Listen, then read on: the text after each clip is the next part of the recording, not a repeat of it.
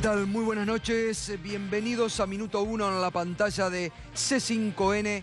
Hoy más que nunca, como te lo digo todas las noches, la realidad. Lo que otros no te muestran, lo que otros a diario te ocultan, aquí te lo seguimos mostrando. Hoy tenemos un programa donde varios son los temas que están presentes. Hay durante las últimas semanas, a partir de la aparición del cuerpo de Santiago Maldonado, una presión de todos aquellos medios que mintieron sistemáticamente sobre la desaparición de Santiago Maldonado, que creaban pistas falsas, que creaban teorías falsas diariamente, a la par que aquí las veníamos haciendo caer con los datos del expediente y de la realidad y de los testimonios. Todo eso, presionados por el gobierno, también buscan que la causa Maldonado se termine, que fue un simple accidente, que Santiago Maldonado se ahogó, donde la Gendarmería no tuvo ningún tipo de participación.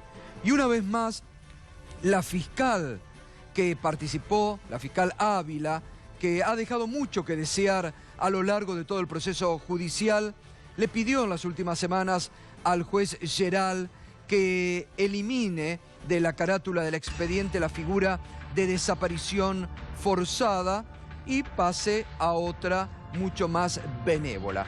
Pues hoy el juez Gustavo Geral ha denegado ese pedido y la causa de Santiago Maldonado se va a seguir investigando como desaparición forzada. Porque hemos visto que queda mucho por investigar todavía. Porque además muchos gendarmes tienen que hablar todavía. Y el juez tiene que despejar las dudas que la propia familia de Santiago Maldonado tiene sobre el papel que cumplió la Gendarmería. Y hay que despejar las dudas si es que la Gendarmería no empujó a Santiago Maldonado a que se ahogue en el río Chubut y, pudiendo tal vez hacer algo para salvarlo, ¿lo dejaron morir ahogado? Eso también lo tiene que desentrañar la justicia, porque hay que despejar muchas dudas. Ni hablemos de la geolocalización del celular que nunca se hizo, que podría haber ayudado mucho en la causa. Porque cuando el celular de Santiago Maldonado sonó durante 18 segundos en un lugar determinado, la justicia que tenía el dato de Movistar podría haber investigado y se podría haber sabido dónde sonó, en qué circunstancia y quiénes rodeaban esa acción. ¿Todavía hay tiempo? Sí hay tiempo. Y esto es lo que se le pide a jueces de la nación, que hoy por un lado vemos que tienen muchas ganas de investigar y mandar presos, que por el otro lado hay jueces que parece que quieren dormir causas, frenar causas y que pasen al olvido. Como pasó al olvido ya el submarino San Juan y los 44 tripulantes. ¿Quién habla hoy del submarino San Juan y de los 44 tripulantes? ¿Algún funcionario del Gobierno Nacional se ha acordado en vísperas de la Navidad de la angustia de los familiares del submarino San Juan que aún no saben qué pasó, cuya búsqueda se abandonó? Ya ni siquiera los partes de la Armada diario se dan. Ya nos hemos olvidado del submarino San Juan. Pero bueno, hay para seguir metiendo presos todos los días, que parece que es lo único que importa en la Argentina para tapar muchas cosas de la realidad cotidiana que no se quieren mostrar. Como lo que dijo hoy la advertencia de un obispo del conurbano profundo, del obispo de Quilmes, Monseñor Tisera, que dijo: la realidad es preocupante. La realidad es preocupante. Lo dijo el obispo de Quilmes. Enseguida vamos a ver, porque amplió el concepto y amplió también lo que ha dicho sobre la realidad en las zonas profundas del conurbano. Ese va a ser un tema también.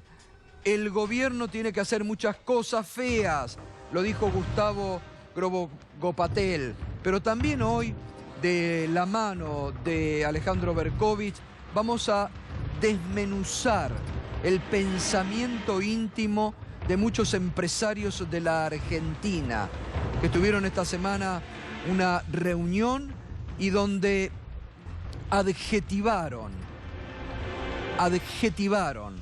sobre la gestión que pasó, sobre algunos exfuncionarios del gobierno y que hablaron lo que esperan del actual gobierno.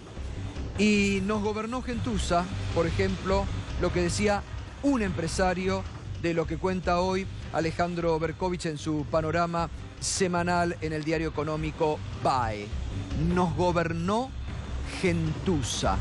Esa es la adjetivación hoy que se hace en ciertos estamentos del poder de la República Argentina. Como antes cuando Alfonso Prat-Gay decía la grasa militante sobrante del Estado, algunos empresarios hablan de gentuza. Enseguida nos va a contar todo esto Alejandro Berkovich. Vamos ya a una causa que nunca hemos abandonado y que seguimos, porque como indicaba recién, se necesita que la justicia profundice y que sea la justicia, el juez Gustavo Geral, quien nos diga a los argentinos qué pasó con Santiago Maldonado. Vamos a recordar el pedido de la fiscal Ávila al juez.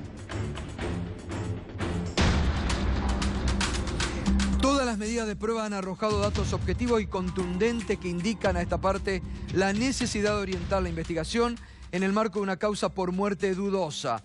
No se ha comprobado ni siquiera mínimamente ninguno de los elementos para la desaparición forzada.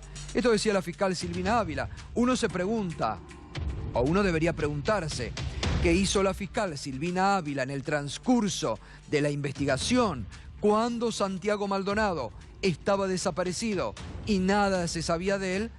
¿Qué hizo para saber, para buscar qué había pasado con Santiago Maldonado? Lo que dicen los que saben y han seguido la causa sostienen que muy poco, ¿no? ¿Qué ha contestado hoy el juez federal Gustavo Geral?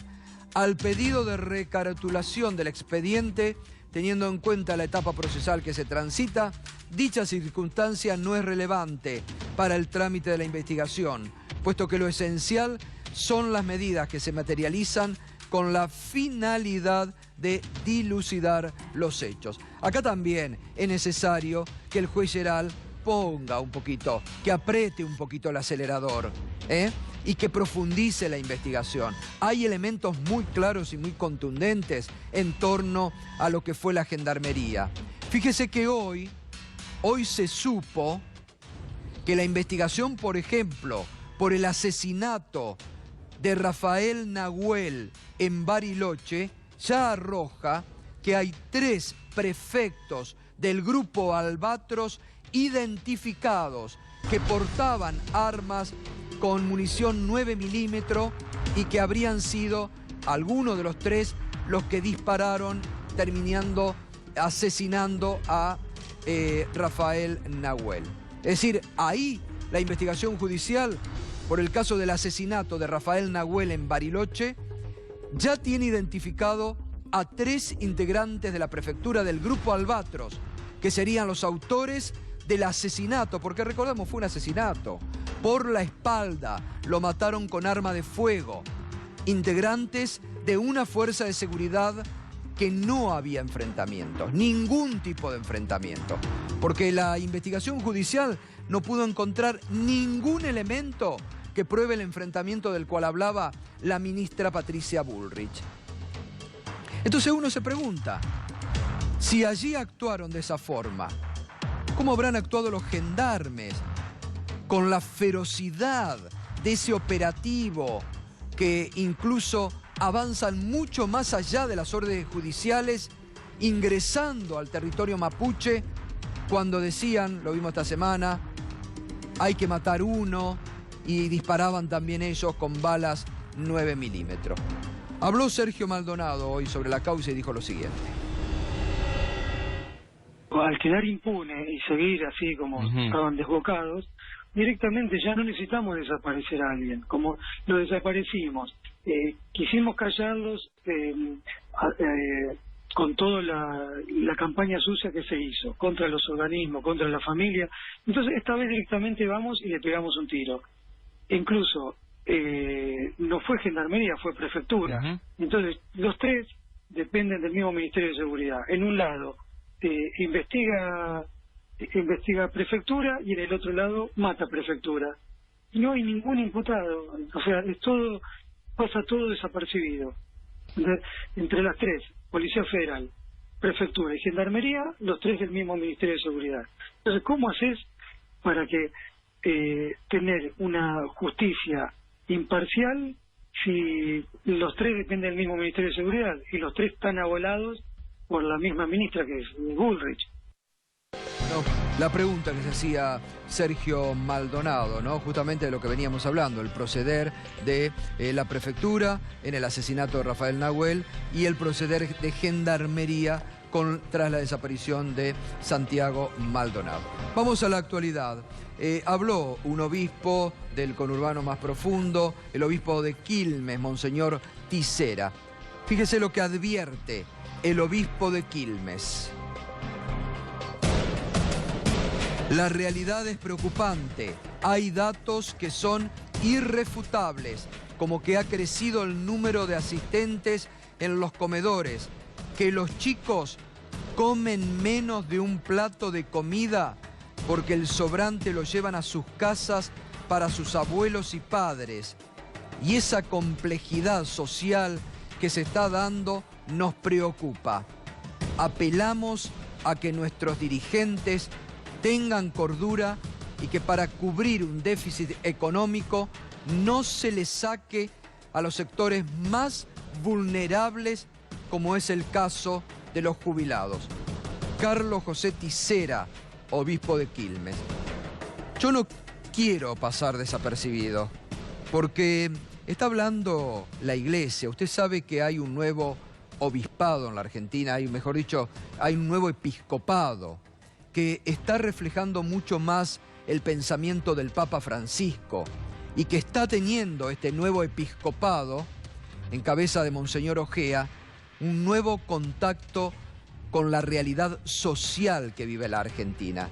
No está mirando para el costado, se está metiendo, como muchos curas, de los curas de Opción por los Pobres, o de los curas que todos los días la tienen que pelear duro en estos comedores donde le dan asistencia y comida a muchas familias necesitadas, donde ven la realidad. Entonces, la advertencia de un obispo hoy por hoy no puede pasar desapercibida. Están ellos con la realidad dura y cotidiana. La ven todos los días. Entonces yo quiero volver, por favor, a lo que dijo Monseñor Tisera. Fíjese acá lo que dice: los chicos comen menos de un plato de comida porque el sobrante lo llevan a sus casas para sus abuelos y padres. Y esa complejidad social que se está dando nos preocupa. Apelamos a que nuestros dirigentes tengan cordura y que para cubrir un déficit económico no se les saque a los sectores más vulnerables, como es el caso de los jubilados. Claro, porque además, con este ajuste a los jubilados que votó el Parlamento argentino con la asistencia de gobernadores peronistas y diputados peronistas, no solamente se le va a sacar el año que viene a los jubilados, se le saca a los sectores más vulnerables de la sociedad, como son los chicos. 50% de la pobreza son chicos en la Argentina. Y se le va a sacar de la asignación universal por hijo. Son 700 pesos. Como se pregunta Monseñor Tisera, ¿era necesario atacar el déficit sacándole a los sectores más vulnerables de la sociedad? Esto es lo que no puede responder hoy el gobierno. Esto es lo que no quieren responder los gobernadores peronistas, que no hablan, que se esconden y que no responden a estas preguntas sobre cómo fueron capaces de acompañar semejante y brutal ajuste sobre sectores más vulnerables de la sociedad. Lean, no lo está diciendo un dirigente político esto, ¿eh? Lo está diciendo un obispo de la Argentina, un obispo que diariamente ve la realidad, la cotidianeidad, los problemas sociales ahí. No se lo cuenta nada al obispo, no se lo cuenta a nadie, como menos se lo cuentan a los curas, lo palpan. Y esto es lo que hay que tener en cuenta en el día a día de las necesidades que sufre la Argentina. Bueno, le hemos contado también en estos días sobre las peleas internas en la CGT, sobre el portazo que pegó el Barba Gutiérrez, y le hablábamos de que había sido una pelea con Héctor Daer, uno de los secretarios del triunviro de la CGT. Hoy, Infogremiales, un sitio que trae mucha información gremial, reproduce cómo fue ese diálogo tenso entre el Barba Gutiérrez y Héctor Daer. No tienen un plan de lucha, le dijo el Barba Gutiérrez. Toman decisiones disfuncionales. Tenemos que ser más duros que nunca.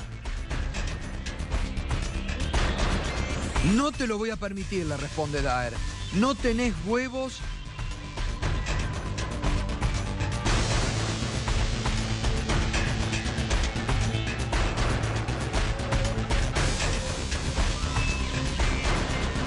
Daer le responde, lo único que haces es jugar en contra de la conducción. Generás internas y nos desprestigiás. Sigue Daer. No te lo voy a permitir, no tenés huevos para defender los derechos de los trabajadores. Responde el Barba Gutiérrez. ¿Qué me venís a hablar, boludo, trosco? La semana pasada te la pasaste festejando en los medios los convenios que firmaste y ahora me venís con esto. Y el Barba Gutiérrez le decía, tomá mis llaves y quédate con mi oficina. Este es el diálogo tenso después de haber roto con la CGT, algo que también hay una división fuerte dentro de la Unión Obrera Metalúrgica, ¿no?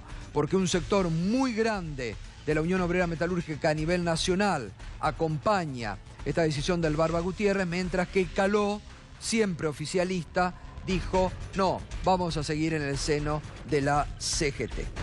Bien, sobre la represión de los últimos días, sobre la violencia que se ha visto, que hemos mostrado aquí, y también sobre la violencia que ejerció la policía.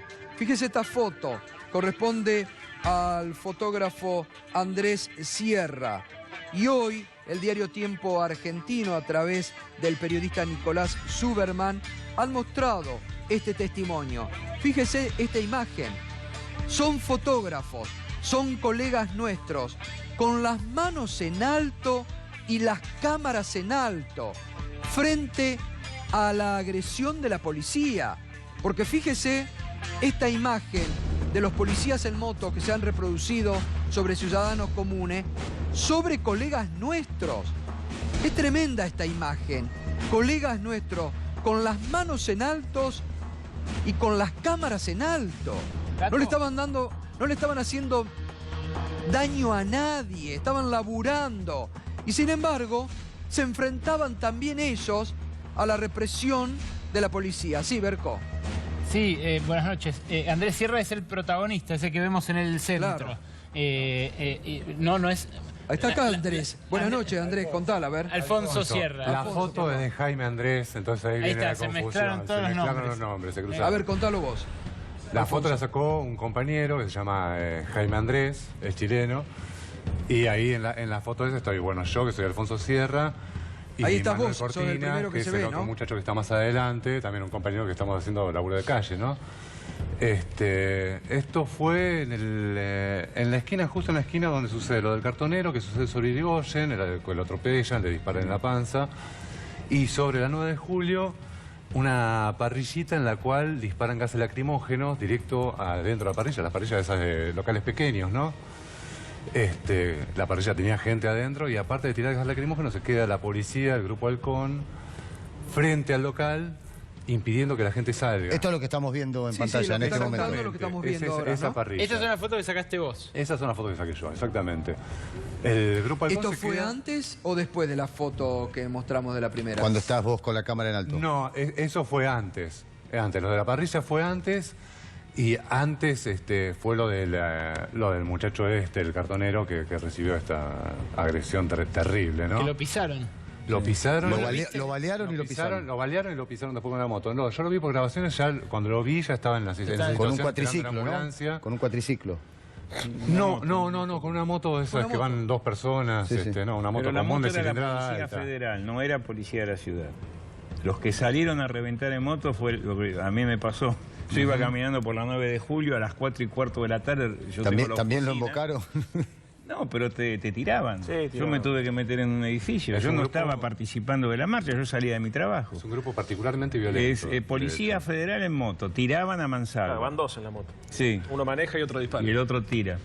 Van dos y con una carga realmente... Y no era la policía de la ciudad, digo, no sé si hay alguna diferencia, pero es lo que yo vi. Alfonso, ¿y por qué tiraron gases adentro de una parrilla? Porque están cebados por la violencia. Yo lo que creo es que es eso, que vienen exaltados con una adrenalina que por ahí uno no conoce, pero que se les despierta a las personas que ejercen violencia. Pues, o sea, pasó hablando desde el lunes hasta ahora, se pasó hablando de la violencia, hablando de la violencia enfocada al tirapiedras, digamos. Sí.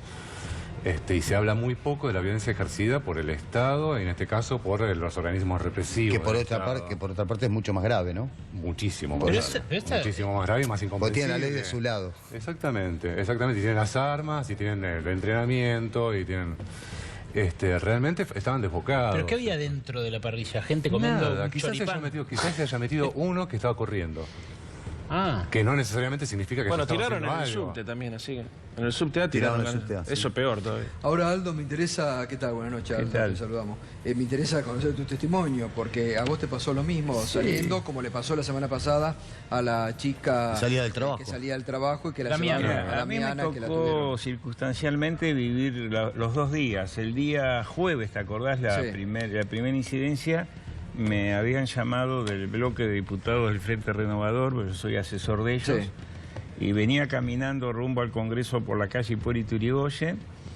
Me tuve que desviar hacia Alsina porque ahí estaban reprimiendo. Estoy hablando del día jueves. Sí, sí. Y me tuve que poner un pañuelo para taparme de los gases, y una mujer me reconoció y me dio una botella de agua para mojarlo. porque eran muy fuertes los gases, no se podía respirar. Y después entré por Combate de los Pozos y un gendarme me vio y me dejó pasar. Ahí los gendarmes estaban tranquilos, en el Combate de los Pasos e Hipólito Yrigoyen. Y llegué hasta el Congreso y ahí me encontré con... Justo estaban saliendo de la sesión que se había levantado.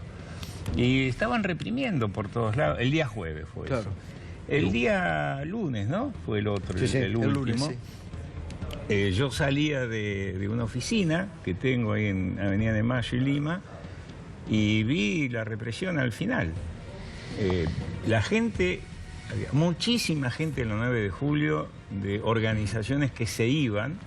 Yo vi a CCC, Corriente Combativa. Yo no los Clasista conozco. Combativa. Corriente combativa clasista. Inclusive el Partido Obrero, una enorme Sí, sí. columna que se retiraba, Barrios de Pie, CTP, discúlpenme de Juan que Graboy. no estoy CTP, tan... de Juan Graboy, que está por venir que ahora. creo que es la de Graboy. Ahora está por venir. Se estaban retirando, inclusive yo salía de mi oficina y pregunté qué pasa. Y dice, no, nosotros tenemos un acuerdo que si hay... Inclusive una columna de la Cámpora muy grande también se estaba retirando. Y digo, ¿pero qué pasó? Y se están reprimiendo en la plaza, no quieren que entremos.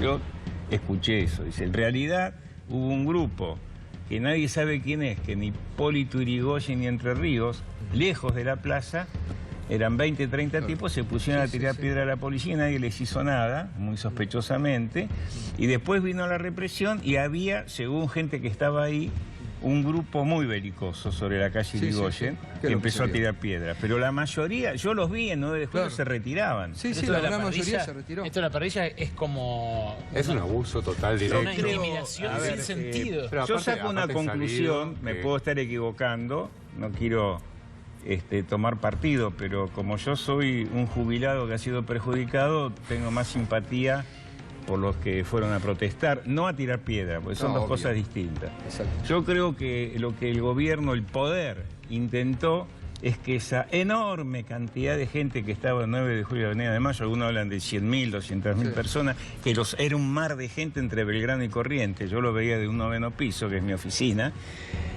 no llegar a la Plaza de Congreso. Claro. Sí, sí, A sí. lo mejor No, y que no se fue una visibilice. virtud que no llegara esa gente, Y porque que no, no se sé qué hubiese visibilice pasado. lo multitudinario de la marcha. Claro. Por eso yo soy, realmente hemos estado debatiendo Ahora, estos no hay días. que justificar las violencias, porque si no, viste, acá en No, este no, país no. Yo lo justifico, te al tildan contrario. de una cosa a Hemos otra. tenido varias discusiones estos días, porque yo digo que han terminado siendo, anoche se lo decíamos Julián Marino, a Juan Marino, han terminado siendo funcionales a los que querían reprimir y querían Claro. poner en tapa la violencia y tapar lo multitudinario en paz. Igual, el digamos, día Gato. anterior había existido una marcha de las organizaciones sociales, o la semana pasada, donde no voló una piedra en Pero una no que voló una fue piedra porque no estaba la, multitudinaria. pero porque no estaba la policía, Gato. Bueno, por no, eso pero no voló porque una hubo un piedra. control. No, Mariano, porque semana- hubo un control. Acá no hubo control de los mismos manifestantes. Si vos pones Gato, 400 barras. y Gato, yo estuve 400, también ahí, 6.000 yo estuve también ahí. policías. Una cosa es un operativo de Por disuasión eso. y otra cosa es un operativo de combate. El gobierno montó un operativo de combate, ¿no? Entonces, y además hubo infiltrado.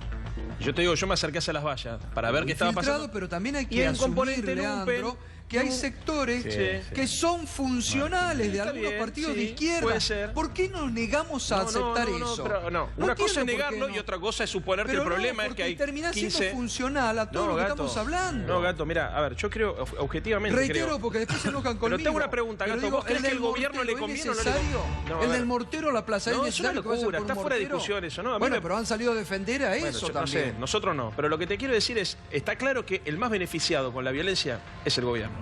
Porque Bueno, es el por que eso, consigue que que en son vez de discutir, funcionales a eso, al déjame gobierno. terminar, que es el que consigue que dejemos de discutir el saqueo de los jubilados, el empobrecimiento general del estado de la gente y pasamos a discutir si tiraron más piedra o más bala de goma o más No, gas. pero ese no es el motivo Bueno, tampoco a del ver, debate pero no esta seamos noche. ingenuos. Si lo que más le conviene al gobierno es que se discuta esto y el gobierno maneja los medios de comunicación, No, los bueno, servicios de inteligencia, la fuerza de seguridad, un sector de las barras bravas, bueno, es obvio Acá que no, también tienen porque- interés en armar estas cosas. Acá no, porque hemos estado debatiendo desde hace mucho tiempo toda la reforma y lo vamos a seguir debatiendo esta noche. Pero no me Acá quiero no. ir del foco de En otros Alfonso. lugares sí. Igualmente Vamos yo a mostrar... creo que hubo un montaje mediático ahí Obvio. para captar lo que querían captar. O sea, Pero todo está ese claro frente eso, Alfonso, policial. como lo La hacen endeble. primero la victimización y después salir a... Ponen cadetes de la policía, Sí, nuevitos ahí a recibir pedradas, Mujeres, estaba lleno de mujeres. mientras en los alrededores. Ahora, a mí están lo que me sucediendo cosas impresiona, atroces con estos volvamos a la comandos, foto ¿no? original, a la primera. Me impresiona esta foto, que ustedes que estaban laburando tengan que estar con las manos arriba. Pero no fue la primera vez, eso en la jornada fueron por lo menos 10 veces que tuvimos que hacer eso. Inclusive haciendo eso, a mí me pasó sobre la calle Talcahuano y Avenida de Mayo, nos refugiamos, venían por Avenida de Mayo a los tiros, nos refugiamos sobre Talcahuano a la vuelta, que hay unos andamios, y dobla la moto y frenó y nos disparó. Una chica que yo tenía al lado le pegaron balazos en la pierna. Bueno, al Bala de colega goma, ¿no? de Página 12, con Pablo... Hay una chica Pablo que le volaron Piovano. los dientes. Hay una chica que le volaron los dientes de una bala. Sí. Bueno, Este, hay cuatro manifestantes que perdieron el perdieron un ojo. Exactamente. Incluso un policía. Y Pero muy ¿cómo? enfocado Perdóname, también en la incluso un cámara, policía ¿eh? bonaerense, Sí. que está claro que si justo le pegaron a un policía bonaerense, a ver, de ahí ¿Qué a que estaba se han haciendo? infiltrado y milímetros. No, Claro. ¿qué estaba haciendo? Claro. La madre de este policía dice que estaba infiltrado, de hecho, dice Sí, que sí, estaba lo de dijo. civil. Lo dijo y nadie salió muy ¿Cuántos pocos policías lugares. como ese había entonces? Ahí hay una pregunta que hay que hacerse y que nadie la contesta. ¿Cuántos policías hay ahí infiltrados? ¿Y qué estaban haciendo esos policías Está infiltrados? Porque claro. Para que te pegue la misma policía vos estabas Lo tirando había, piedras. lo había evidentemente. prohibido una jueza, además, la presencia de policía civil. Y las armas de pólvora, digamos. Bueno, ¿no? ¿Cómo llegaron a la instancia de levantar las manos? O sea, No, que- es un mecanismo que es clásico en la fotografía de guerra, eso.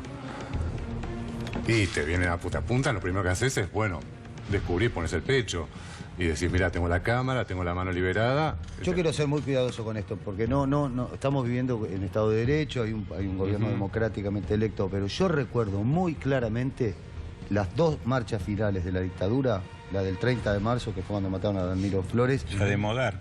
y la de Modar. Digo, era el mismo modo, el mismo modus operandi de las fuerzas de seguridad. Era salir a cazar manifestantes. Digo, Sí, claro. yo no estoy, con esto no quiero decir que esto es una dictadura, ni mucho menos. Lejos estoy de decir eso. Lo que quiero decir es que las fuerzas de seguridad están en este momento con un salvoconducto que se les tiene que cortar de alguna manera. Bueno, fíjate porque no puede seguir sucediendo lo que está Lo que pasando. le pasó a Aldo. Igual. Aldo, ¿cuántas cuadras del Congreso le pasó? Escúchame, a ver, si el operativo es un operativo de No, está disuasión, claro, no está llegan hasta el Aldo.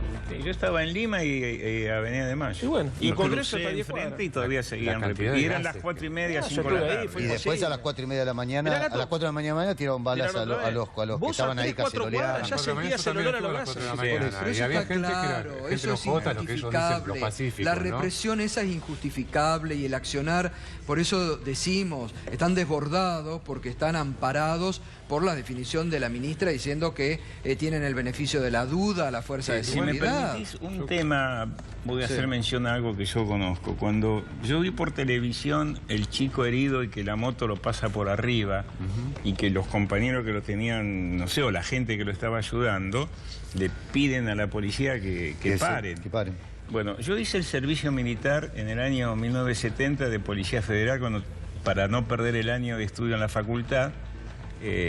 Lo hice se llamaba coreano en aquella época, ¿no? Te permitían hacerlo Como en un la voluntario Federal. era, claro. Sí, sí, y en la calle de policía Sí. un año estuve.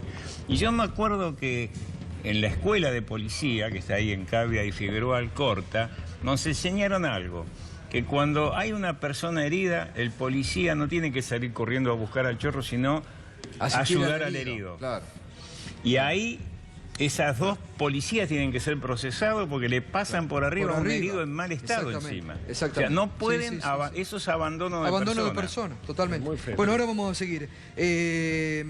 Berco, a ver, que ha repercutido mucho el panorama que todos los viernes escribe Berco en el Buenos Aires Económico y hoy con notas de qué reunión de empresarios, ¿dónde? Bueno, es la mirada de la cúpula del poder económico sobre esta semana turbulenta que venimos de vivir, sobre la semana en la cual, para mí, algo se rompió entre el gobierno y la sociedad. Hay testimonios de distintos encuentros, Gato. El primero que destacamos es el de Gustavo Grocopatel, que en realidad me lo dijo a mí, fue parte de una entrevista, pero que surge de una reunión que se comentó muy poco, que apareció en recuadritos apenas en los medios, pero que fue al día siguiente de esta represión brutal en las inmediaciones del Congreso, el martes en el Hotel Four Seasons, cuando todavía había casquillos de gases lacrimógenos por todo el centro. Se reunió en el Four Seasons, en el hotel más caro de la ciudad,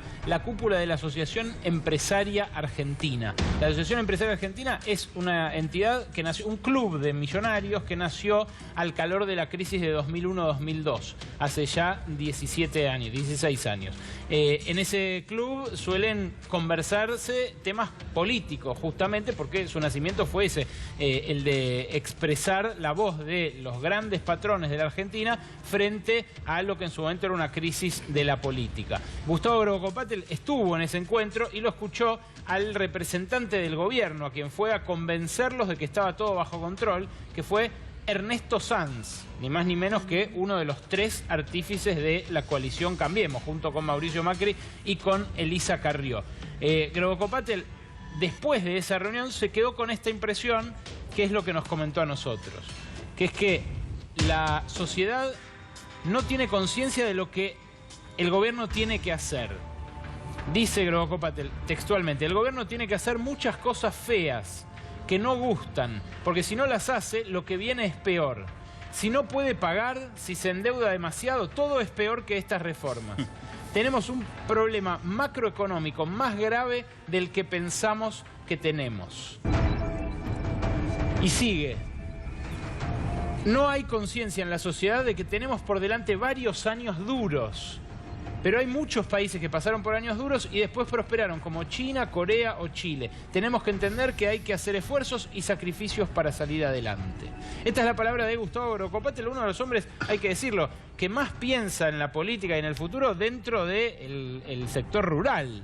No es un miembro de una vieja familia tradicional de la pampa húmeda, sino que es un hombre del segmento más dinámico del campo, que en su momento trajo los pools de siembra, hoy sigue siendo el titular del grupo Los Grobos, hombre que impulsa la siembra directa, que impulsó la frontera de la soja hacia lugares donde antes había otros cultivos, pero muy duramente dice eso después de la reunión de la cúpula de AEA, donde se reeligió al jefe de AEA, al presidente de AEA, Jaime Campos, que en realidad es un gerente que administra y transmite los deseos de esta gente. Te digo, en esa reunión estaban Paolo Roca, Héctor Manieto, Gustavo Grocopate, por supuesto, Teddy Caragosian, estaba José Cartelone, Alejandro Ruemers.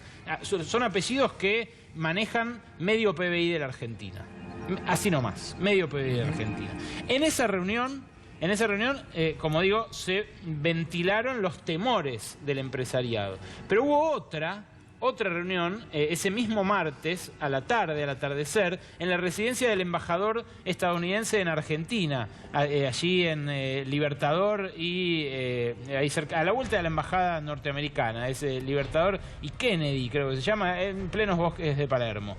Allí, en la residencia del embajador estadounidense en Argentina, se reunió la AmCham, que es la Cámara de Comercio Argentino-Estadounidense. Y allí habló Gabriel Martino, hombre del HSBC, hombre que, durante el kirchnerismo se enfrentó muy duramente al gobierno de entonces porque la AFIP en ese entonces lo denunció por haber colaborado con la fuga de divisas de 4.040 ricos y famosos argentinos que tenían cuenta en el exterior vehiculizada a través del HSBC. ¿Qué dijo Gabriel Martino, este hombre que ven aquí a mi lado, el CEO del HSBC? Dijo: lo que se vio en las manifestaciones es una horda de antidemocráticos que vieron que perdían y quisieron impedir que funcione la democracia. Estoy leyendo textualmente lo que comentó en ese ágape, en la residencia del embajador estadounidense, ante dos colegas más y yo, y además otros dos empresarios que también participaban de la conversación. Todos comandados por el kirchnerismo. La gentuza que nos gobernó, como Rossi o Kicillof, tiene que irse a laburar y no quiere. Necesitamos que haya una oposición, porque no puede no haber, pero tiene que ser una oposición razonable, no ellos. Bueno, lo que habría que recordarle a Martino, que Kicillof y que Agustín Rossi son dos diputados nacionales elegidos por el voto popular, le guste o no a este CEO. Bueno, son dos dirigentes políticos elegidos por el voto popular. Esto deben entender muchos empresarios en Argentina y que representan además a muchos sectores. Agustín Rossi en las PASO ganó en la provincia de Santa Fe y quedó muy cerca de Cambiemos. Es decir, que representan a muchos votantes de la Argentina.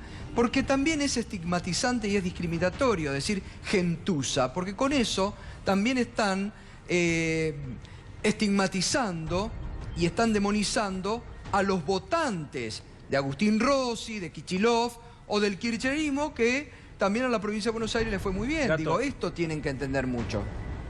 ¿Puedo? Espera un minuto, que termine Berco, porque yo lo interrumpí a Berco. Esas son las declaraciones más sobresalientes del martes y yo realmente no lo voy a adjetivar, dejo los adjetivos precisamente para los protagonistas porque me parece que los textuales hablan por sí solos. Sí, obvio. Hay, muy claro. Hay una gran preocupación en el empresariado por la crisis política que atravesó el gobierno en estos últimos días y que el jueves tuvo un gran hito en la desesperación del propio presidente en la intimidad cuando le hizo hacer firmar el decreto de necesidad de urgencia que hacía pasar la reforma previsional sin pasar por el Congreso. Eso evidentemente generó mucha inquietud en los empresarios que ven en el gobierno un programa económico con el que coinciden. Más allá de que muchos en la intimidad tienen críticas respecto de la gestión y de la marcha del plan económico, del programa económico. En el caso de Gabriel Martino, se trata de un hombre que, como decía, fue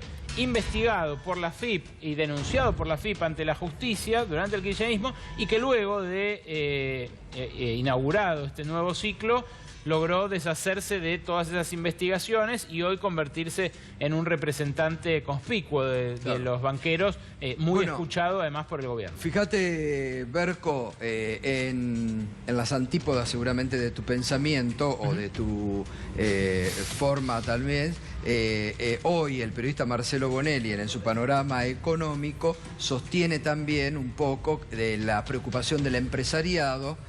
Dice que el presidente, por estos hechos de estas últimas 2 semanas, cayó 12 puntos en su imagen. Lo dicen en Clarín, no es que lo dice Berco. Lo dice en Clarín, que el presidente, que hay preocupación en los empresarios porque el presidente perdió 12 puntos de imagen por estas últimas 2 semanas. Y además da un dato revelador a propósito de lo que vos comentabas, del DNU que quiso sacar de urgencia. Un acto de debilidad total, ¿no? Totalmente. Pero ¿quién le dijo al presidente que no lo saque? El presidente de la Suprema Corte de Justicia de la Nación, Ricardo Lorenzetti.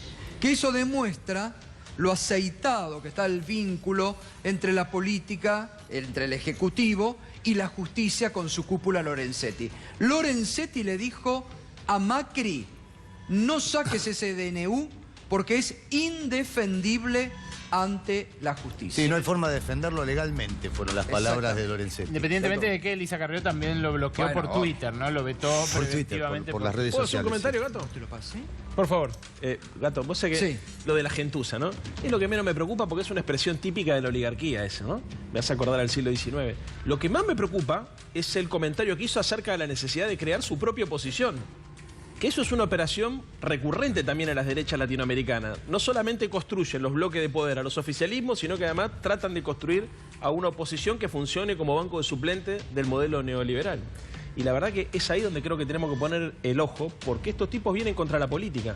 Y lo que buscan es subordinar la política al poder de las corporaciones. Todo esto que estamos viendo, en realidad tiene que ver con eso, con un cambio cultural, con un cambio de la matriz económica y política, y fundamentalmente con la posibilidad de discutir y disputar un modelo de sociedad donde se discutan solamente matices, pero lo de fondo nadie lo altere. Aldo, ¿y vos qué opinás sobre el tema económico, esta preocupación de los empresarios, lo que dicen en esta reunión, que hay que hacer, hay que hacer el ajuste, hay que pasar el Jordán, porque después van a venir? Sí, ellos dicen que hay que hacer el ajuste porque no lo pagan ellos. Siempre el ajuste lo terminan pagando los pobres, la clase media baja, los laburantes, los comerciantes, los pequeños industriales. Ellos están cómodos en su sillón, los conozco muy bien. Y más a este señor Martino, el CEO del ICBC, acusado de estafa. No sé por qué sigue siendo CEO. Lo más doloroso es lo que dijo recién él, y tiene razón. Que te digan gentuza y bueno, escúchame, la sorda, los negros de mierda, todo esto Claro. lo venimos escuchando desde hace mucho tiempo. No es lo que yo opino, lo que opinan ellos. Lo más terrible es eso, que él pretende seleccionar que la oposición tiene que ser de ojos celestes, rubio y que no proteste. Y el que protesta tiene que ir a balas de goma o palos o presos. Ellos no tienen que ir presos, pero mira, cuando acá se acusa a un político de robar, está bien que se lo denuncie, que vaya preso. A lo mejor robó 10 millones, 20 millones. Estos tipos en una operación ya afanan 200 palos verdes. Y eso y siguen libres. Entonces, el día que metamos presos y no solo sean condenados, porque acá hay empresarios... Bueno, el HBC fue investigado. Sí, está acusado de lavado de dinero. Y puso el vicepresidente de la UIF. Pero perdón. Y puso el vicepresidente de la UIF. Sí, bueno, son ellos mismos. Y también tengamos en cuenta que hay grandes empresarios en Argentina condenados por delitos gravísimos económicos y luego sobreseídos por la Corte Suprema, que ellos mismos acusaban de ser menemistas, ¿no?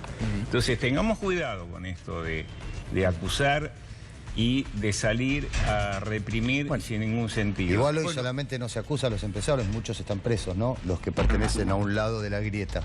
Claro. Muchos de ellos. Sí, está bien. Yo no quiero entrar, porque no soy abogado, las distintas causas. Se ve que hay algunas que están un poco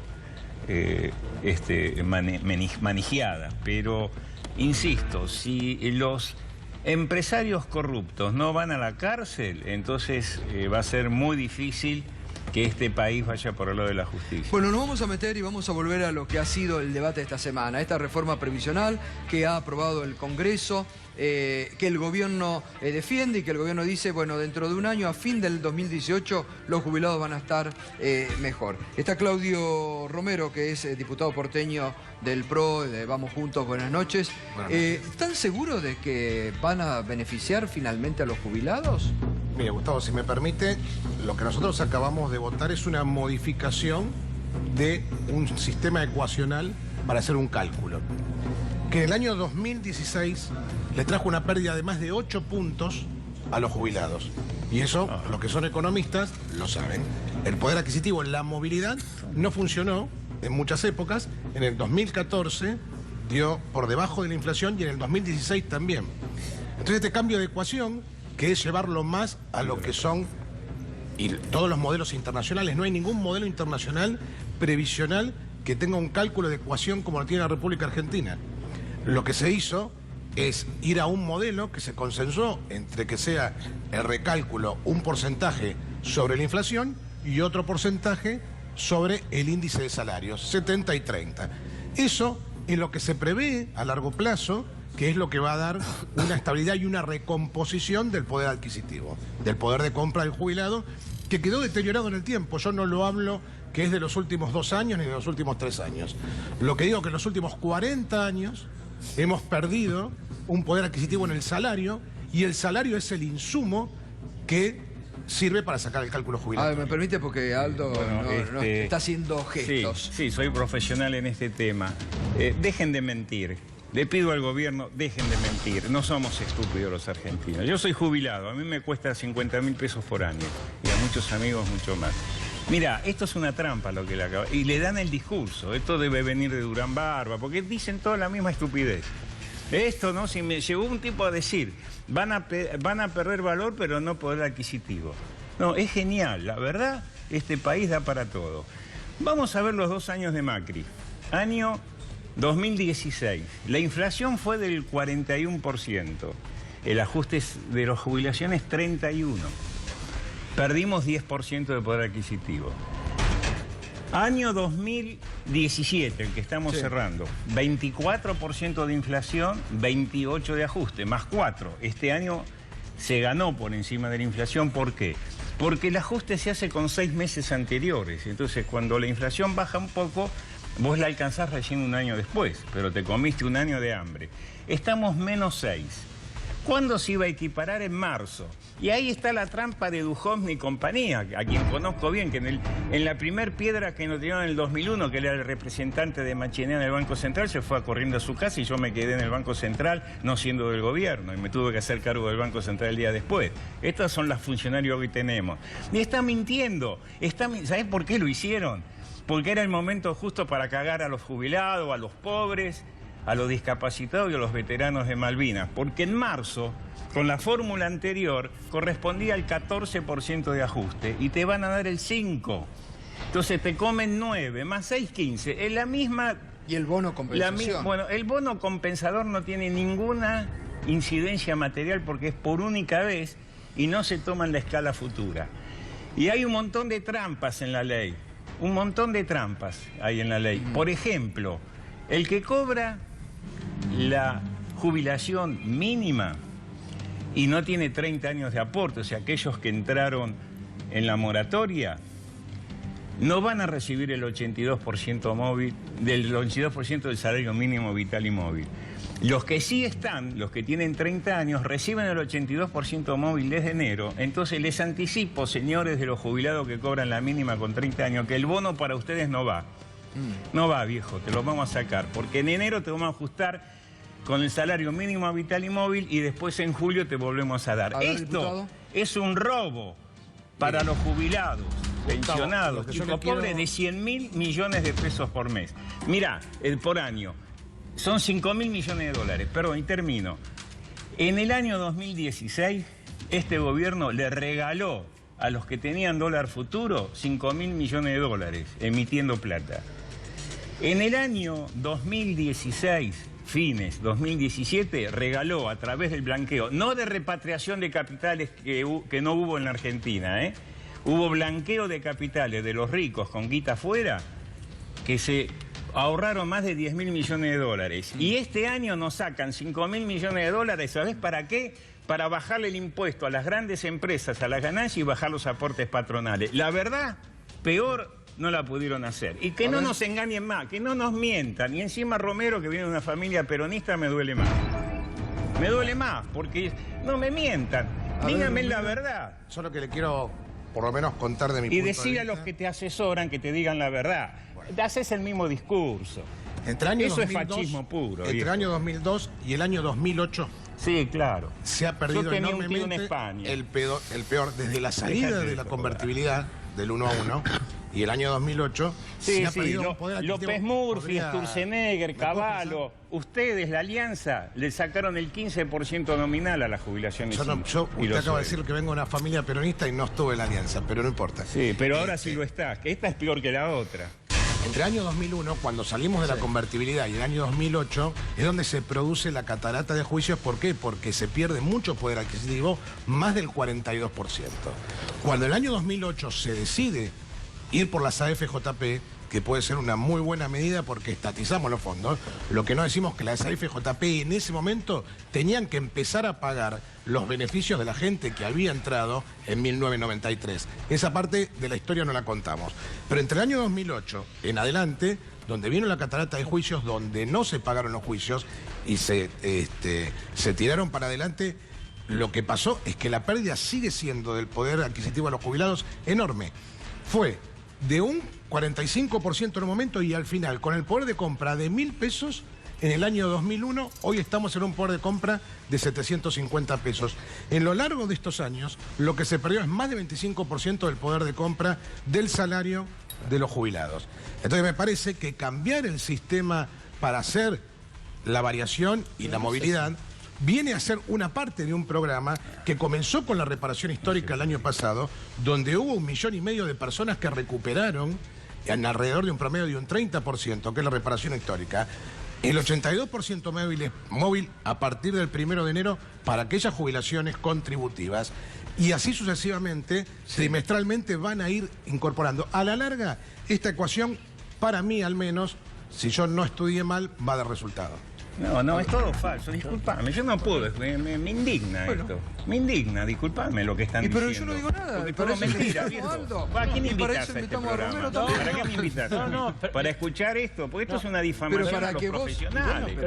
Bueno, pero lo que está diciendo es una barbaridad. Vos sos el especialista. Está reconociendo, vienen atrasados. Si en marzo nos tocaba el 14, ¿por qué no nos da el 14 y después empezar con la indexación? Pero además, lo están haciendo a propósito, es el momento justo para cagarnos. A ver, gente que me está mirando, nos están cagando. ¿A quién? A los jubilados, pensionados, veteranos de guerra, a los pobres, a los pibes que no tienen para morfar, que le pagamos 1.400 pesos por mes de subsidio al primer hijo y después lo siguen bajando, tampoco le vamos a ajustar.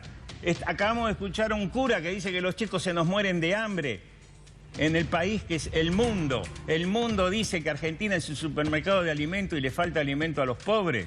Miren, muchachos, yo ya estoy grande y no sé qué va a ser el futuro de este país. Pero no soy nada optimista. Con esta clase de funcionario, con esta clase de gobierno, con las pavadas que dicen, nos cagan y encima dicen que no te cagan. Esto, discúlpame, y voy a decir una grosería. Esto es como tocarle el culo a Juancito y que yo diga, mira, no te toque el culo, te hice una caricia. Esto es lo mismo. Te meten la mano en el bolsillo y dicen, no te meto la mano en el bolsillo, te doy un beso y te conviene. Vamos, viejo, sean serios, digan la verdad. Give me five.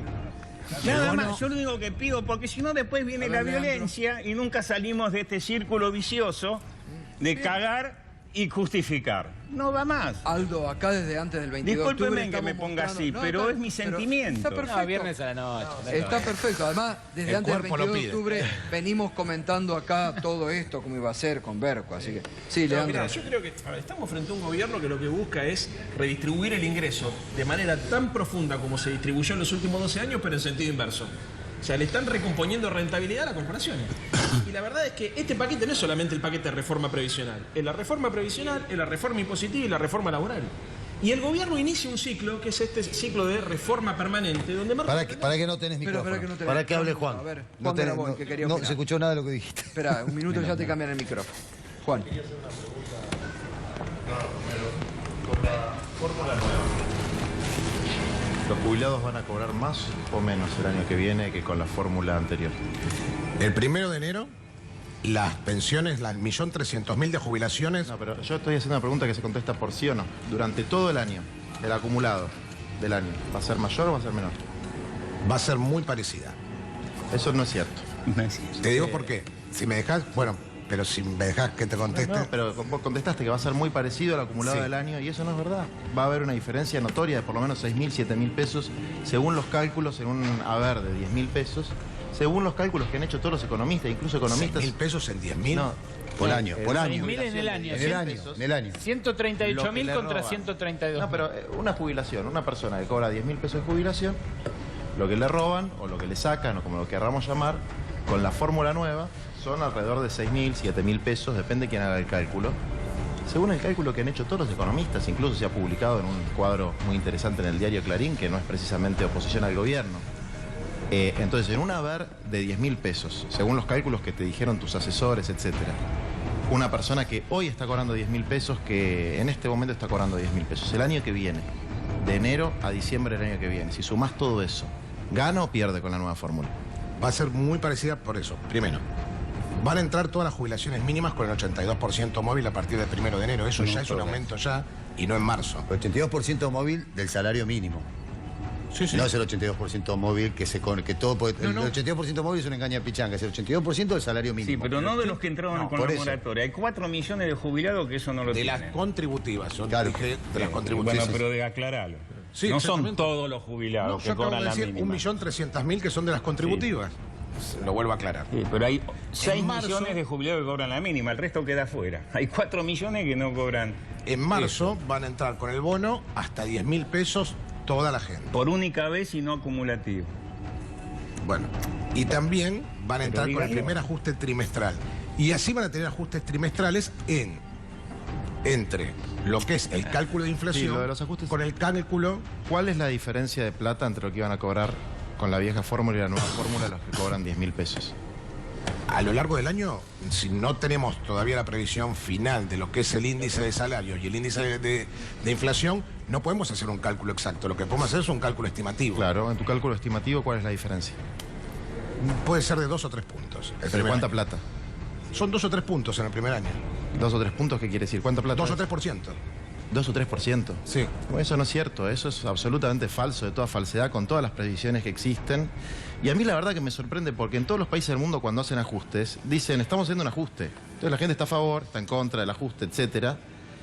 Pero francamente no se miente de manera tan descarada. Es una cosa muy mala para ustedes porque todo el mundo se da cuenta que están mintiendo, porque no tiene sentido hacer un pacto fiscal de redistribución de plata en las provincias, sino haber un ajuste y un ahorro. Entonces yo la verdad que no entiendo para qué se autohumillan y se dejan humillar por el gobierno, parando enfrente de una cámara de televisión y mintiéndole a la gente de que va a ganar más o menos lo mismo, cuando es evidente que los chicos que van a cobrar la UH van a cobrar menos, que los veteranos van a cobrar menos, que los jubilados van a cobrar menos, que los discapacitados van a cobrar menos, y si van a hacer un ajuste, porque su convicción, su leal convicción les dice que tienen que hacer ese ajuste, bánquensela y díganlo, no mientan de esa forma porque les hace mal a ustedes. Bueno, ahora sí, les agradezco, no tenía el micrófono. Es evidente que el gobierno lo que busca es un ahorro fiscal de millones de pesos. ¿Para qué lo hace? Para fortalecer la María Eugenia Vidal. Y en segundo lugar lo hace porque le quiere mandar un mensaje al Fondo Monetario Internacional y a la OCDE. El gobierno está muy interesado en mandarle un mensaje a los acreedores y a los que fiscalizan a los acreedores de que tiene condiciones de repago de la deuda externa voluminosa que está tomando. Y en segundo lugar porque tiene el objetivo de ingresar, que la Argentina ingrese a los países de la OCDE. ¿Eso qué significa? Ponernos en línea con lo que ocurre en buena parte de los países de América Latina. Esencialmente el modelo que tienen en mente es el modelo chileno. Profundizan la desigualdad, reducen la tasa de sustitución, bajan el gasto público recortando gastos sociales, aumentan la rentabilidad empresaria, generan una sociedad donde se concentra el ingreso y se redistribuye también la riqueza de manera contraria. Buscando esencialmente ¿qué? Generar mayor rentabilidad a través de la baja del costo salarial y a través de la baja impositiva. Ahora, esto no es nuevo, Gato. Esto es el modelo neoliberal que vivimos en los 70 con Martínez de Oz y que vivimos también en los 90 con Cavallo.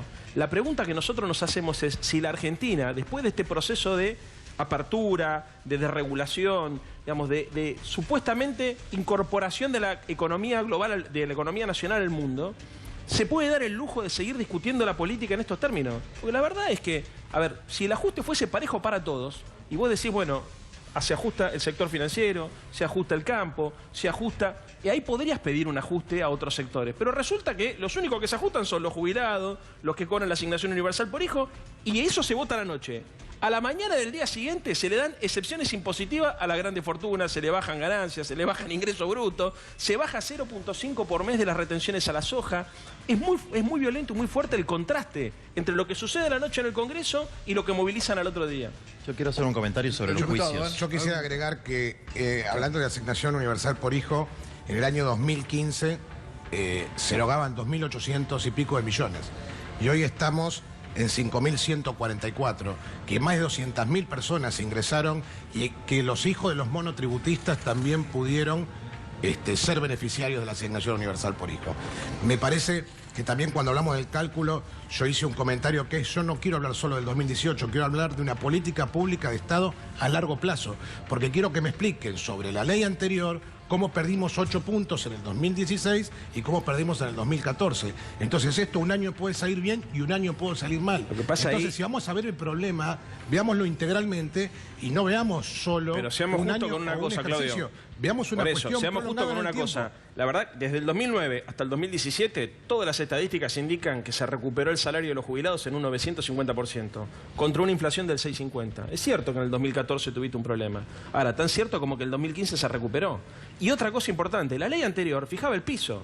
No significa que era lo máximo que se podía dar, porque podía darse el caso de que con la ley anterior de movilidad no se alcanza a cubrir el costo de la inflación por algún tipo de proceso devaluatorio, venga un bono extraordinario que permita recomponer poder adquisitivo del salario. El punto es que la modificación de esta fórmula deliberadamente lo que busca es hacer un ahorro fiscal sobre los que menos tienen para darle a los que tienen más, gato. Esto es lo violento. Es poco creíble que la fórmula se haya corregido, entre comillas, en estas circunstancias con una visión de largo plazo. Nada que se hace como una política pública se hace entre gallos y medianoche, sin el debate y los consensos suficientes. Y por otro lado, las cataratas de juicios van a volver a aparecer. Digamos, ya hay amparos en todo el país. Ahí quiero agregar una cosa. Mágicamente cayeron en el juez subrogante, que ni siquiera es juez Strasser, de la Seguridad Social, que es un militante abiertamente del gobierno actual, que además ya hizo unas cuantas irregularidades en causas vinculadas a la ANSES, siempre le da la razón al gobierno, y que ha aceptado que la ANSES acumule todas las causas que tenga en su contra en ese juzgado. Yo solo quería decir, porque es muy grave, porque acá se ha roto claramente la división de poderes, con dos cosas que las digo muy rápido. Primero, firmaron un acta con los gobernadores diciendo que iban a obligar a sus diputados a votar de una determinada manera. Eso vicia la voluntad del Congreso. El acta que se firmó el 15 de diciembre dice que los diputados de los bloques de los gobernadores abajo firmantes iban a votar de una determinada manera. Eso es violar la división de poderes. Y ahora, con un juez amigo, subrogante, que ni siquiera es juez, anulando todos los esfuerzos de los distintos sectores para declarar la inconstitucionalidad de esta ley tan injusta. Me gustaría agregar una sola cosa. La fórmula es una fórmula del consenso que se hizo en el Senado, partió del Senado. Al Senado fue una fórmula y cuando salió del Senado, luego de lograr un consenso con el bloque de Pichetto, salió esta fórmula de 70 y 30, porque la fórmula no era esa. Si fuera de Pichetto, igual en realidad hay dos fórmulas acá. Déjame decir una cosa. Pichetto cuando votaron dijo, lamentablemente tengo que votar esta porquería. Sí, no, eso está claro. de verdad. No, a ver, está claro, digamos. Pero la votó. Sí, la votó. Pero la Sí, votó. no, votó si y no eso no estoy le haciendo culpa. una defensa de No, Pichetto. no, está quiero claro, decir- No le culpa, pero también claro. es cierto que acá se modificaron dos fórmulas, ¿eh? Porque hay una fórmula que es la reactualización de los saberes de los actuales jubilados y hay una segunda fórmula que es la fórmula de la haber inicial, que también se modificó. Sí. De hecho, lo que busca el gobierno es modificar lo que se llama la tasa de sustitución. ¿Qué es la tasa de sustitución? Es la diferencia entre el primer haber que cobras como jubilado y el último sueldo que tenías como trabajador activo. Hoy más o menos está en el 60%, el promedio general. La ideal sería el 82% móvil. ¿Qué es lo que busca el gobierno para que la Argentina entre a la OSDE? Equiparar la tasa de sustitución de Chile, bajarla por debajo del 40% para que los futuros jubilados, que somos todos los que todavía no nos jubilamos, tengamos la posibilidad, entre comillas la posibilidad, de ir a una FJP, porque ese es el objetivo que tienen, a complementar nuestras jubilaciones. Se viene el negocio de las Para ir cerrando, me FJP. gustaría dejar un solo aporte que a lo mejor sí tiene que ver con política pública de largo plazo. Nosotros tenemos una población envejecida al nivel de Europa con un 20% de adultos mayores. Y nosotros estamos preparados con un sistema previsional que en cualquier país de Latinoamérica tenemos un 10% o 12% de adultos mayores. Ese es un primer dato. Por eso hay que resignificar globalmente un sistema de previsión social. Porque nosotros arrancamos primero con la ley de reparación histórica, el recálculo, y en 2019, así lo dice la ley de reparación histórica, tenemos que reformar un sistema. Un sistema que, si me dejas agregar algo, es inviable. ¿Sabes por qué? Porque tenemos 100 cajas jubilatorias, porque tenemos una caja nacional, 13 cajas provinciales, 23 municipales y distintas asociaciones. O sea que en el 19 viene la reforma. Ninguna política pública de largo plazo se puede realizar con todos los movimientos sociales en contra, con el sindicalismo en contra, con la iglesia en contra, a los tiros, a los gases y apretando a la oposición política, a los gobernadores. Eso no es una política pública de largo plazo, no se puede sostener. Bueno, les agradezco todo. Gracias, Aldo, por venir. Renato, una cosita por Perdón si hice algún exabrupto. No, por favor, está todo permitido acá. Uno Pero no, 20. Soy un perjudicado. Uno no, 20. Disculpame, Sos una cosa nada más. sincero siempre. Mirá, Hace mucho vine que te caminando conozco. al canal, vivo cerca. 5 jubilados me pararon, Bueno. porque me reconocen. Con una indignación terrible. Entonces vine manejado porque soy jubilado y soy perjudicado de lo que acaba de mentir este señor, nada más. 30 Yo lo segundos. único que le quisiera decir que yo le agradezco porque él es asesor de un bloque donde Felipe Solá se preocupó por sacar la jubilación de privilegio antes de la modificación de María Eugenia Vidal, nada más. No, yo decía que esto es un paquete, Gato. ¿Sabes por qué? Porque pasó inadvertido en la reforma impositiva. Una de las cosas que se hicieron fue modificar ganancias para que los privados puedan descargarlo de un fondo de... ¿Me haces así? Esto solo. Escúchame, es esto solo nada más. Mirá, se hizo una modificación en ganancias para que las personas puedan descargar de ganancias los aportes que hagan a los fondos previsionales privados. Se viene en las AFJP, la intención es buscar un sistema mixto. Alfonso, Otro día lo gracias, explicamos. No, gracias ustedes, por estar. por el espacio y no, por lo favor. que me interesaba decir es que, bueno, todas estas situaciones como son violentas generan esa violencia que después sale en la televisión y que todos terminan hablando del tirapiedras y de... No estoy justificando el tirapiedras, pero convengamos que hay una violencia que no tira piedras, pero hambrea un pueblo, hambrea un montón de gente y que no puedes esperar que la gente no reaccione. Bueno, muchas gracias a todos. Gracias Juan Gracias. también. No, gracias. Y solidaridad porque te han denunciado también esta semana, estás enfrentando causas, así que una solidaridad con todos los que socialmente la pelean día a día y sabemos del muy buen trabajo que haces para contener y no para la ebullición. Bueno, muchas gracias a todos por el Gracias a debate. ustedes Como por siempre, hacemos una pausa y enseguida continuamos aquí en Minuto 1.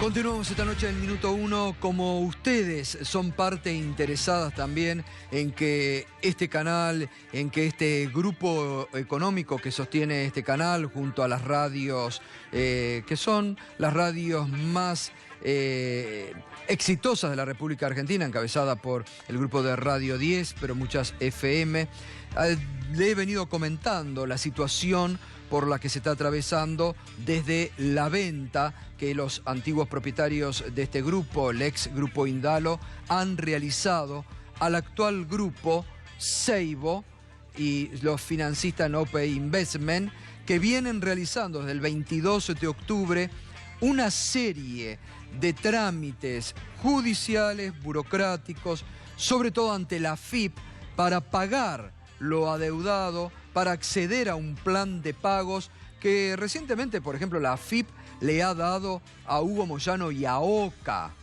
que está en situaciones similares a este grupo. Entonces nos hemos venido preguntando, ¿por qué a unos sí y a otros no?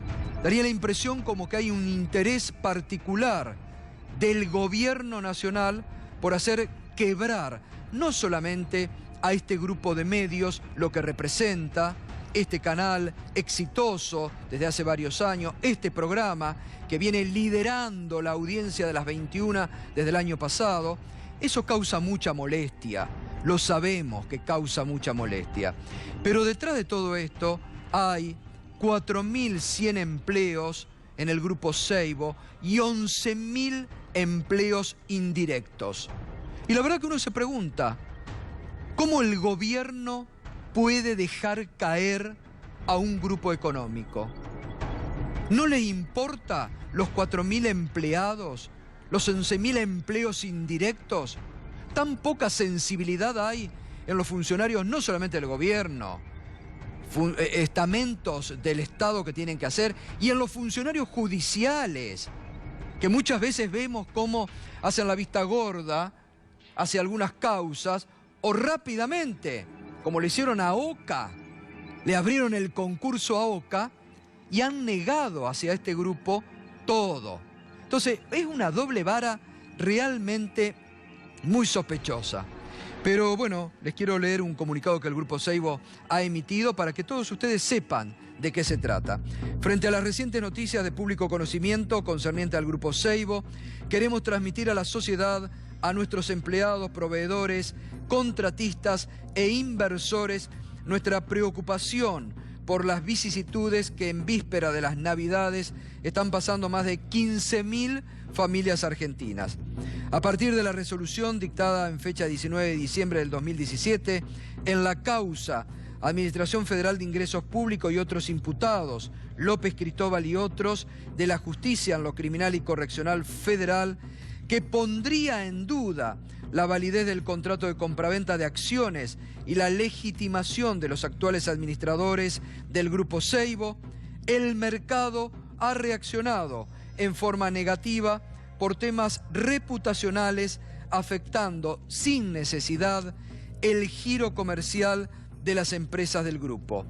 Esta incertidumbre pone en riesgo la marcha de las empresas y, consecuentemente, los puestos de trabajos directos e indirectos. El tribunal ha iniciado en otro juzgado las investigaciones del caso, por lo cual esta situación no se dirimirá en el corto plazo. En estos momentos el directorio, los administradores y sus asesores legales están analizando la situación para realizar las acciones que permitan revertir esta situación en un breve plazo y lograr la reapertura del concurso de acreedores de Hoy Combustibles, la legitimación de los derechos de los inversores, las inversiones necesarias para la recomposición del capital de trabajo y la aceptación por parte de la AFIP de la propuesta realizada el 15 de diciembre del 2017 que contemplaba el pago inicial de 2.250 millones que cancela, atención con esto, porque se le quiere pagar a la AFIP, se le quiere pagar el 35% de la deuda en un solo pago a la AFIP y el remanente a través de un plan de pago conforme a la ley aplicable. En los próximos días se harán todas las presentaciones que permitan instrumentar los objetivos enumerados. En este contexto, y pese al esfuerzo que han hecho las empresas para no incurrir en nuevas deudas, la AFIP ha comenzado a ejecutar deuda postconcursal generada antes del 20 de diciembre del 2017,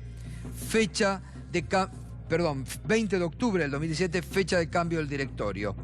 Sumado a estas dificultades, el mismo tribunal decretó al grupo la inhibición general de bienes por la suma de 15.000 millones de pesos que alcanza a algunas empresas del grupo por responsabilidad de las personas encausadas y que no son de la empresa. Creemos que hemos llegado al momento de descomprimir y realizar acciones que permitan el sostenimiento de las empresas del grupo y de los puestos de trabajo. Llamamos a la conciencia de las partes intervinientes, Justicia, AFIP y Gobierno Nacional y sus organismos deudores a esta empresa, Vialidad Nacional, Ministerio de Transporte, TELAN, entre otros, ya que de no haber cambios en el escenario actual, en pocos días más estaremos en una situación de no retorno. Continuaremos buscando los caminos que conduzcan al sostenimiento de las empresas del grupo y las fuentes de trabajo. Finalmente aprovechamos la oportunidad para desearles una feliz Navidad y fiesta en familia y con amigos, el directorio del Grupo Seibo. Sobre todo, yo le diría, cuando de tanta sensibilidad social se habla, que más allá de todos los efectos judiciales que van por otra vía, pero a los funcionarios del Gobierno Nacional que contemplen la situación de 4.000 puestos directos de trabajo, sus familias, y de 11.000 puestos indirectos. Que la verdad es inconcebible que se deje caer en un gobierno que habla mucho de sensibilidad social y que viene a cambiar la historia de la Argentina. Bueno, antes de irnos y pese a todas estas situaciones, vamos a hacer un brindis con ustedes que nos acompañan diariamente, con nuestros compañeros. Gracias a los Haroldos, gracias a esta bodega Los Haroldos, bodega y viñedo. Muchas gracias a ellos por acompañarnos y gracias, compañeros, por el trabajo de todo el año. Salud, felicidades para sus respectivas familias. Che, después de lo que leíste, esto es canje, ¿no? Sí. Si no, Aclaremos, porque si no estamos hasta las manos. Bueno, felicidades. Gracias por acompañarnos en lo que decíamos anteriormente. Esperemos que esta Navidad, que es una fiesta de reflexión, ayude para temperar los ánimos de la violencia política que se han vivido en estos días en la Argentina. Felicidades para todos. El próximo lunes nos volvemos a encontrar.